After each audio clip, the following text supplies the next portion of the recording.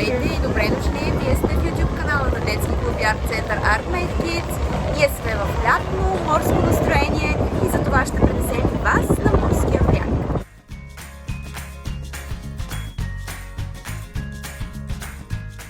Когато сме ваканция, обикновено има толкова много изкушения за нашите деца.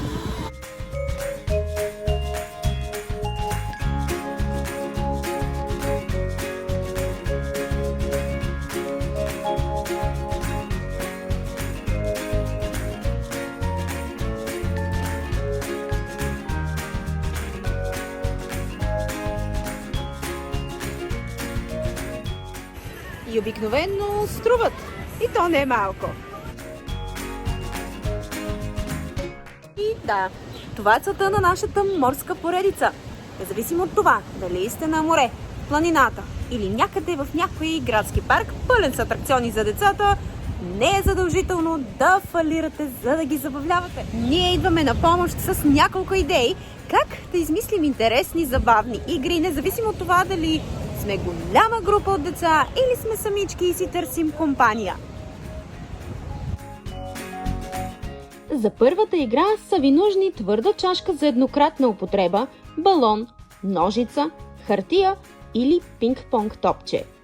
Отрязвате дъното на чашката, отрязвате и горната част. Поставяте го около отрязаното дъно на чашата така, че мястото на надуване да е отвън. Ако нямате топче, намачкайте хартия или салфетка и играта може да започва. Дали просто ще изстрелвате топчето или ще се стремите да го хванете, а защо не и да играете на отбори. Забавлението ви е в кърпа вързано.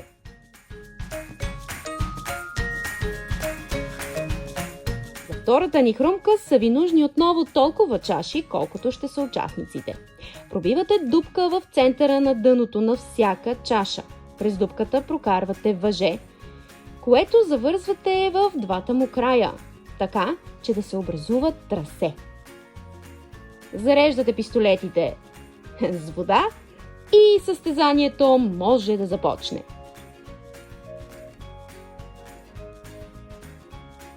Съвет от специалист.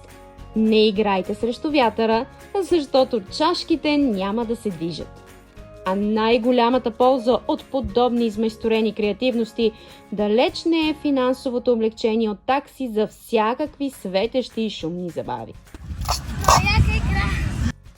Най-големият плюс е развиването на въображението на децата ни и подтикването им към изобретяване, към измисляне на нови, техни авторски игри.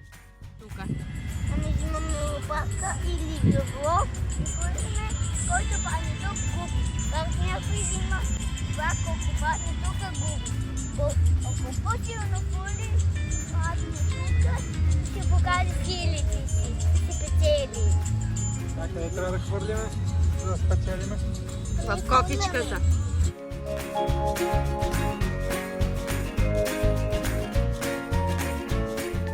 Не пропускайте да бъдем заедно и следващият път, защото темата отново ще бъде как да забавляваме децата си, било на плажа, било в планината, било на басейн, а дори и в градския парк. В събота очаквайте творческо четене, представено с куклен театър, изработен от подръчни материали.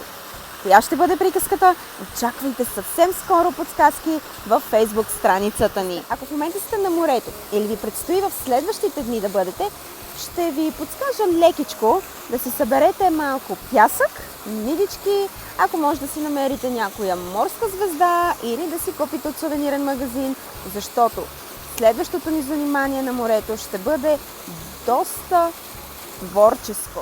Сигурна съм, че няма да съжалявате, ако положите това мъничко усилие сега, защото след това заниманието ни ще съхрани не само спомена от преживяванията ни на морето, но и ще бъде нещо много красиво, което може да си поставите като декорация или да го подготвите като подарък за баби, дядовци, лели и всякакви други любители на вашето дете. Ако това видео ви е харесало и в никакъв случай не искате да изпуснете и следващите ни, абонирайте се за канала ни и натиснете камбанката.